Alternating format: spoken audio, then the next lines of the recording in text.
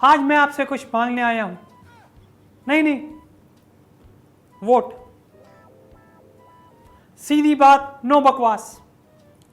देखिए, बात यह है, मुझे अब 2029 की फिक्र है, अपनी नहीं, मोदी जी की।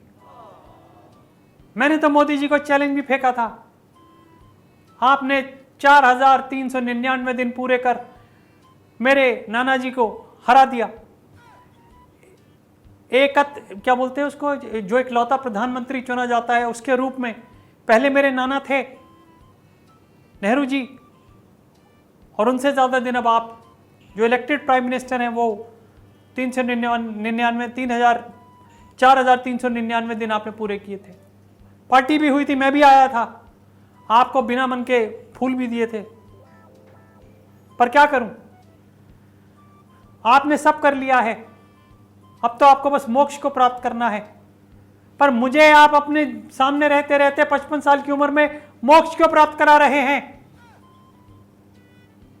अभी मैंने देखा ही क्या है, लोगों के दूध के दांत टूट जाते हैं, मेरे तो टूट के फिर आ गए, तब भी आप फिर से आ गए।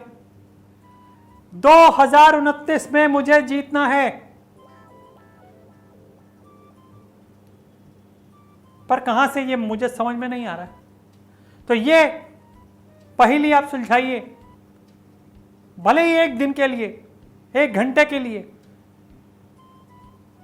1 मिनट तो कम हो जाए, नहीं 1 घंटा ठीक है, 1 घंटे के लिए ही सही, मुझे पीएम पद पे बैठना है।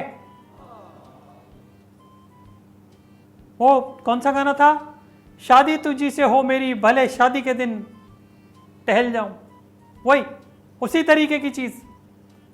और देखिए मोदी जी, मैंने इसके लिए सारी चीजें कर ली है। आज मैंने अखिलेश से भी बात की थी, तो उसने भी यही कहा। हाँ, पता नहीं कहा क्या, मेरे समझ में नहीं आया। एक तो ऐसा बोलता है, ऊपर से फोन पे और बोलता है, समझ में नहीं आया क्या हुआ। मेरे को एक बार तो लगा चिड़िया कौवे उड़ रहे हैं, फिर बाद में नहीं तो कुछ बोला है। मैंने कहा भाई मैसेज कर दे, तो मैसेज में आया कि 403 सीटों की तैयारी तुम करो, 403 की हम करते हैं, और ऐसे ही धीरे धीरे भाई आगे चलते हैं। समझ रहे हो आप, जो वो समझा आपने शेर, 403 की तैयारी तुम करो, 403 की हम करते हैं, और ऐसे ही धीरे धीरे आगे बढ़ते हैं। वाह।